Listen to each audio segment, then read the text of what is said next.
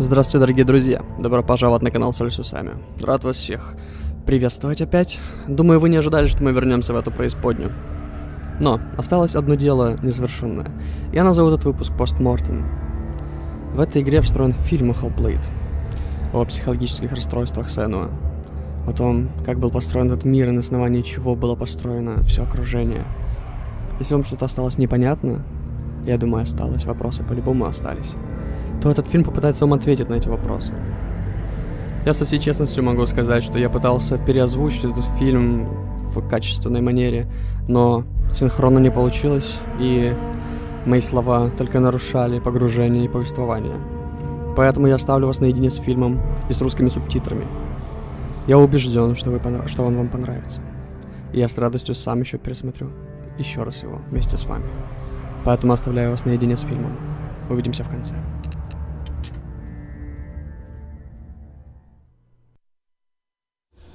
Stormy seas and lost souls. Who is it? She's dreamt of this before. It's coming. Is it? Is it? Is it?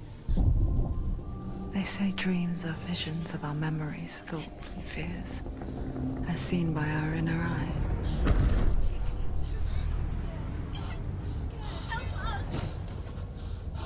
But what if each one of us is always dreaming, even when awake? And we only see what our inner eye creates for us. Is this what hell is? A world shaped by Senua's nightmares. Maybe that's why people fear seeing the world through her eyes. Yes, she's scared. Because if you believe that Senua's reality is twisted, you must accept that yours might be too.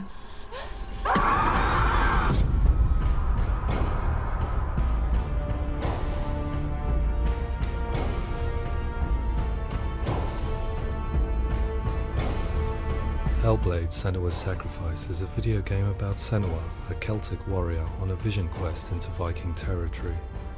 But what sets our hero Senua apart is that she suffers from severe psychotic mental illness. He knows she's getting closer. He can feel her coming closer. She's getting closer. They're watching. The original idea for Hellblade was to create a classic hero's journey, a journey of suffering, but one where the fantasy world is not another planet or alternate universe, but a world that is constructed in Senua's mind.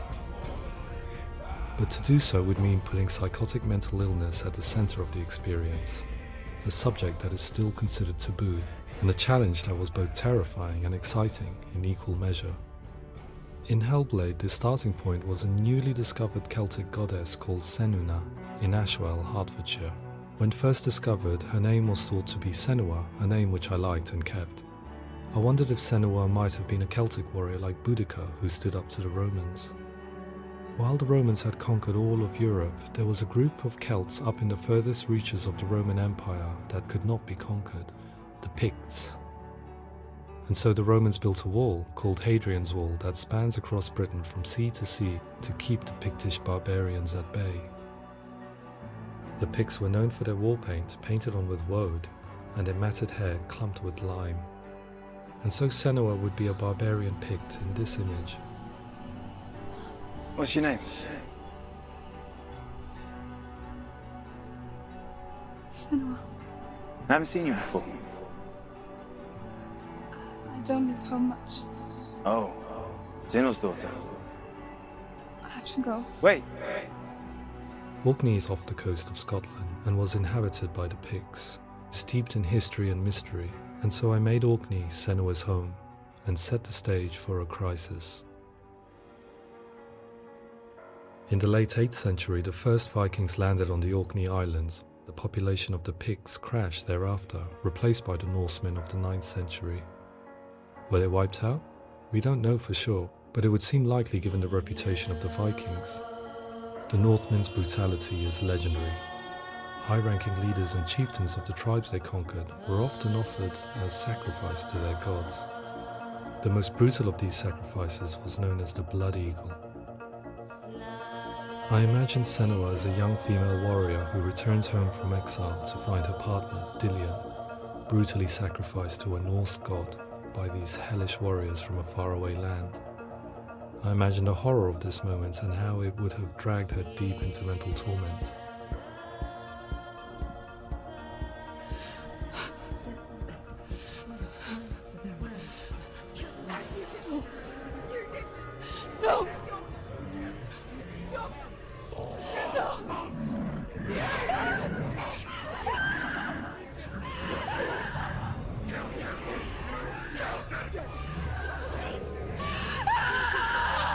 I came to learn that the Celts had a sophisticated and nuanced perspective on the nature of mental disorder. One term they used was gelt. A gelt is a man or woman who has been driven mad by a curse, battle trauma, or grief. The gelt would take to a life in the woods in search of penance, punishment, and purgation. And so Senua became a gelt, cursed by darkness, looking for redemption in the wilds. Another word the Celts used in reference to mental disorders was druth, meaning fool, or liar, one who utters the words of God. They tell of the mad sinner who flees battle into exile and takes on a beastly nature, growing feathers on his body. The character called Druth in Hellblade is based on a little-known person called Findan, an 8th century Irish Celt who was captured and enslaved by the Vikings, but eventually escaped to Orkney where he became a monk. I will tell you my stories of hell, if I may walk with you. Upon meeting Senua, it would be his stories that fuel her quest deep into their world of gods. The Northmen say the world will come to an end. The sun will grow black, the earth will sink into the sea, the stars will disappear, fire and water will meet, flames will play against the sky, the heavens and earth and all the world will be burned, all the gods will be dead, and the warriors of Valhalla and people everywhere. Senua, prepare yourself for Ragnarok, for it is nigh. So the stage was set for a new adventure, a journey into the Norse underworld called Hell, a vision quest fueled by madness and myth, a fantasy that was created by Senua's own mind, and one that we would experience through her eyes. This is your mission. This is your quest. There is nothing else left. To make a game about a warrior with psychotic mental illness as its central theme was fraught with danger. Mental illness, such as psychosis, is still taboo and rarely acknowledged in a century of cinema, never mind the new medium of games. Where it does feature, it often conflates psychosis and psychopathy associated with a lack of empathy. It is unfortunate that these two words sound so similar that they are used interchangeably in media. I must admit that I didn't have to look very far to discover my own ignorance of the subject. So we reached out to Paul Fletcher, psychiatrist and professor of health neuroscience at University of Cambridge. Psychosis is a descriptive term, and it refers to having a loss of contact with objective reality. So it's characterized by two main sets of symptoms. One of them is hallucinations, where somebody experiences perceptions when there is no actual objective thing out there to perceive. You're already dead. Who are you? And the other is delusions, where somebody comes to very often bizarre, unpleasant, frightening beliefs when there's no good evidence in favor of them. There's no doubt about it.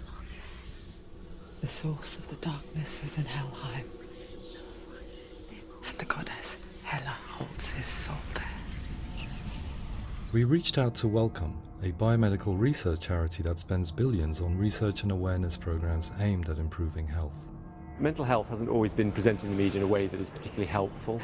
It can be challenging to engage people with the subject matter, and there are a lot of preconceived ideas about mental health, and particularly schizophrenia and psychosis. So we hope our support allows the team to continue to collaborate with Paul Fletcher and with those who have experience of psychosis to create a game that provides a fresh perspective on the condition and allows audiences to engage with it in a way that just wouldn't be possible in any other medium. What started out as a brief consultation convinced me that we were only scratching the surface of an immensely deep and interesting subject that could enrich and change the very nature of the game. That's cool. Thanks so much for coming here. Pleasure, thanks. It was really interesting for me. I'd love to be involved. I think it's fascinating. Yeah, absolutely. Our understanding of psychosis is still very much a mystery, and ways of treating it are still primitive compared to physical illness. After all, it is easy to see the pain and suffering caused by physical diseases or physical trauma. It is not so easy to see the mental suffering and trauma of severe mental illness. But what if we could find a way to see it? Games are capable of drawing you in for hours on end, playing the role of a character who is different from you, experiencing their perspective, and actively involving you in a world that functions with a different set of rules. That voice is not a kind. It's that voice calls you to your death. It's an evil voice. If we were to represent Senua's psychosis, we would have to simulate voice hearing, a common attribute. But how can we simulate something we have no first-hand experience of? Professor Charles Fernyhough, a leading expert in voice hearing from Durham University, offered his help. Hearing voices is an experience that is usually associated with severe mental illness, and crucially we know that hearing voices is a part of ordinary life for many people who don't meet the criteria for mental illness. Yeah. Oh, that's not him in real life. We know voices vary according to where they appear in space. Voices can appear far away in the distance, they can appear right there in your ear, they can seem to be coming from inside your head. Based on the information Professor Fernyhough provided, I put together a sound brief and invited some actors to the studio. We recorded the actors using a binaural microphone, which records the 3D spatial position of sound, replicating the way sound is heard by human ears. It gives you an incredible sense that the person you are listening to is right there beside you. Can't see how she's going.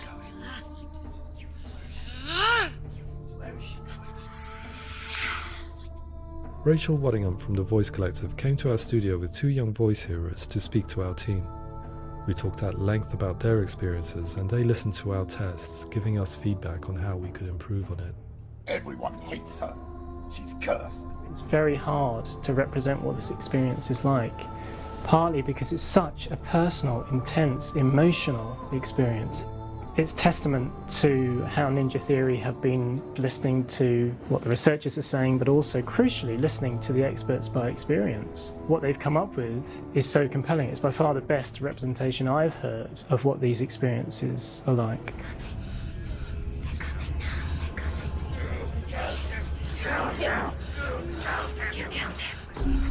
Other common attributes of psychosis are visions and flashbacks. We met with Recovery College East, who work with and care for people recovering from severe mental disorders. A group of service users gave us their first-hand account of what they experience. Sometimes when the visions or what we're seeing is too much, it becomes more difficult until eventually we perhaps don't see anything. The people we spoke to, the stories they told, were fascinating, harrowing and mind-boggling. The reality of what people experienced was vivid, far exceeding what I could possibly have imagined. We went away itching to represent some of these visions and flashbacks in the game. Hands will know my heart is so, love is so far away. Don't you know how I wanna feel deeper? I could never know how you grow, all these days are killing me. Now I see deep in me insanity does unfold. I just wanna feel deeper, deeper. I just wanna feel deeper, deeper.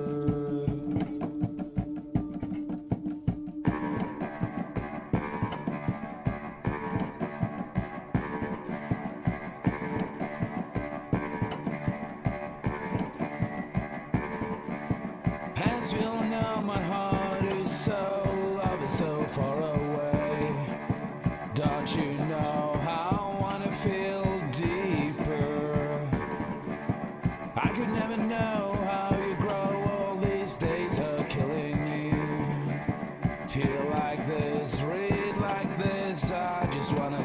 soul.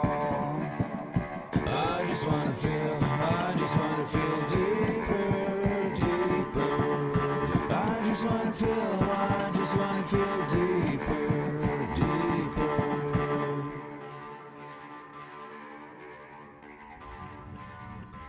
To refine our work, we continue to hold meetings with Recovery College East over the course of a year and a half, showing them what we had achieved so far and refining the in-game representations based on their feedback. With their help, flashbacks, visions and changes in perception were woven into the story and gameplay of Senua. The students that are involved in this project are incredibly excited about being involved. They have described the experience as being important because it values their lived experience and shows that despite what we have been through, all of that experience becomes valid, that actually it's something that we should all be talking about. The experiences described range from beautiful to frightening beyond comprehension. I heard of a girl who has to live with an angry voice screaming at her, slamming on her doors and walls 24 hours a day.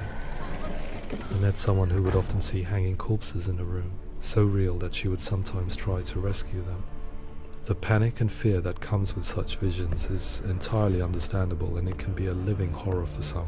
Worthless, weak, pathetic. Go on, feel sorry for yourself, because there is no one left to do that for you.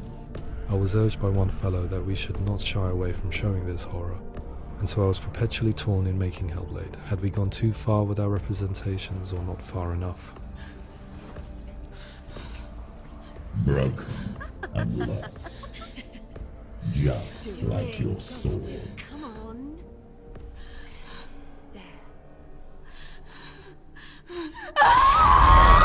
In some ways, voice hearing and visions were the low-hanging fruit, so to speak.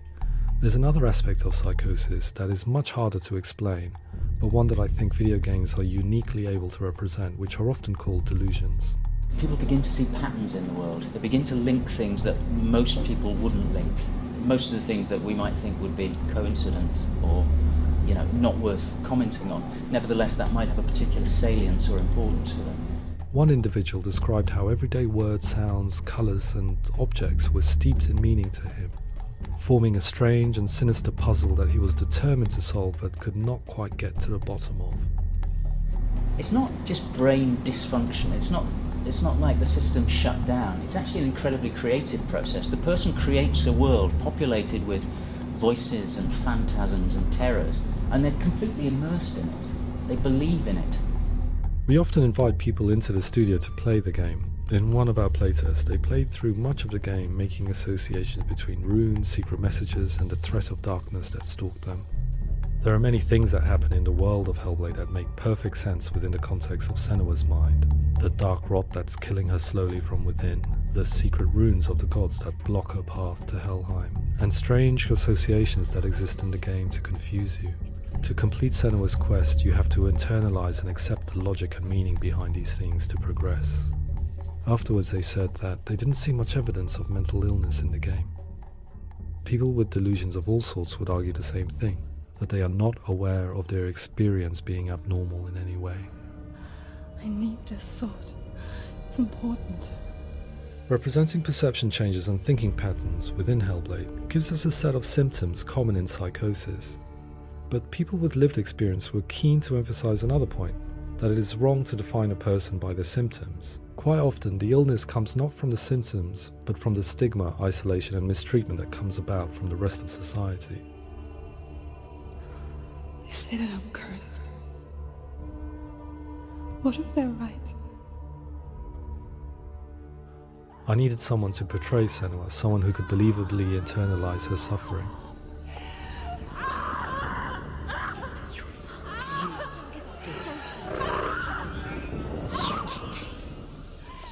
Melina Jurgens, our video editor, had been a stand-in for Senua over a few months while we perfected our motion capture techniques.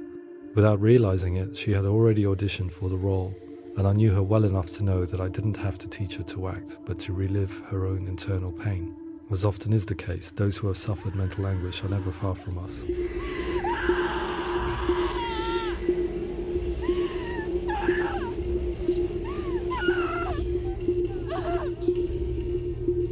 My My hope is that by creating a compelling and aspirational character in Senua who feels very much real, albeit in a fantasy setting, we can provide a lens into her reality, a different one to yours, and this is where storytelling comes into play. I imagined her life based on common threads in real people's lives. She was always prone to psychosis as a child. Her mother Galina also heard voices and had visions, so perhaps there was a genetic aspect. Or perhaps it was cultural, as she lived within a world without science, of gods and a superstition, as exemplified by her druid father Zimbal. Psychosis developed in her late teens to early 20s and was exacerbated by stigma and isolation at the hands of the clansmen and her father. This darkness. It's spreading.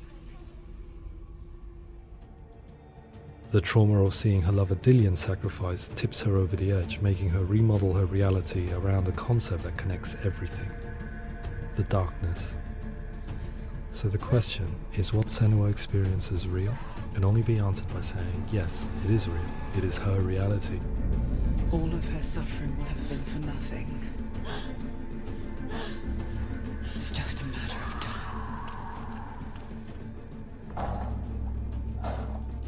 Towards the end of the project, service users and professionals that had collaborated with us were invited to see the near-final game.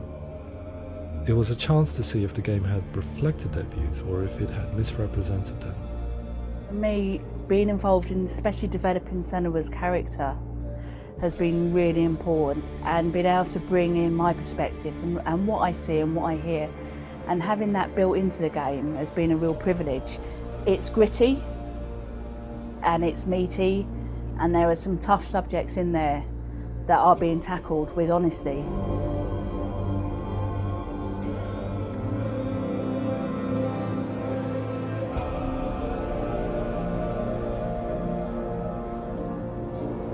I was blown away by it today, absolutely blown away. It was just fantastic to get the opportunity to use our lived experience in a very creative way. There's nothing tokenistic about the work we've put in. It feels like we've been listened to, things have been taken on board, and I think there was a lot of realism in the game itself, and it feels very authentic.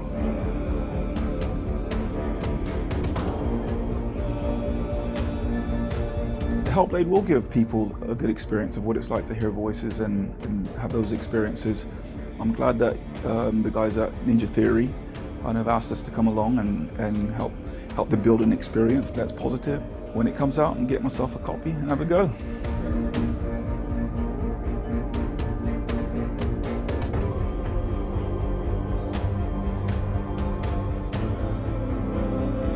I think all the way through I was really inspired by how the conversations have translated into the game in a way that I think I didn't imagine was possible. So wonderful, really wonderful.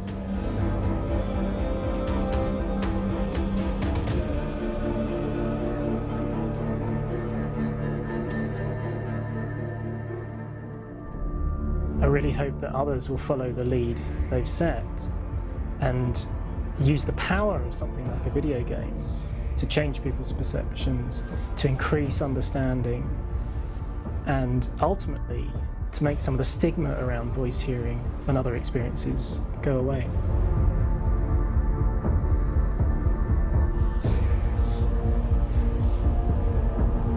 For me, it was really exciting to see something that I explore scientifically being represented so beautifully in a character who's trying to penetrate the mysteries of the environment in which they've been placed, with all of this strange uncertainty and noise and conflicting information that they're getting. I'm very excited by this way of trying to represent mental illness, because I think it actually might be offering us insights that we wouldn't get from pure scientific explorations, and actually giving us quite an empathic view of what it might be like.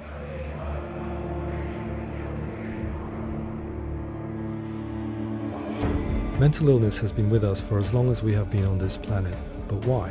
Why hasn't evolution stamped out this weakness from within our gene pool? I often pondered this question until I realized that the question had an inbuilt flaw.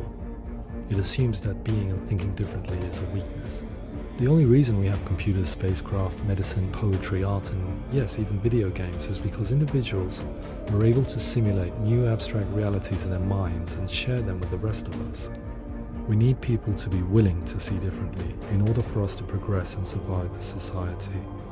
And we need to be open to these new ways of seeing. And it is this spirit that motivated me to create Senua's story and share it with you.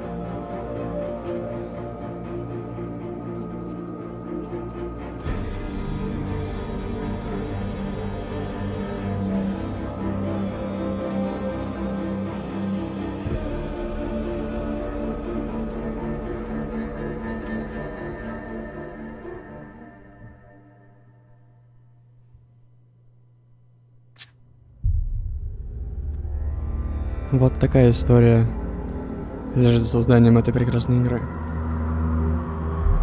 Лично я с новым уважением начал относиться к создателям игры, к их творению, к людям, которые стояли за созданием, к помощникам, к главной актрисе, ко всем, кто имеет отношение. В эти моменты ты понимаешь, что они используют видеоигры не только чтобы развлечь, отвлечь и прочее, чтобы донести какую-то мысль, чтобы обратить внимание на вопрос, который действительно является табуированным и который не обсуждается в обществе, который не освещается в прессе, который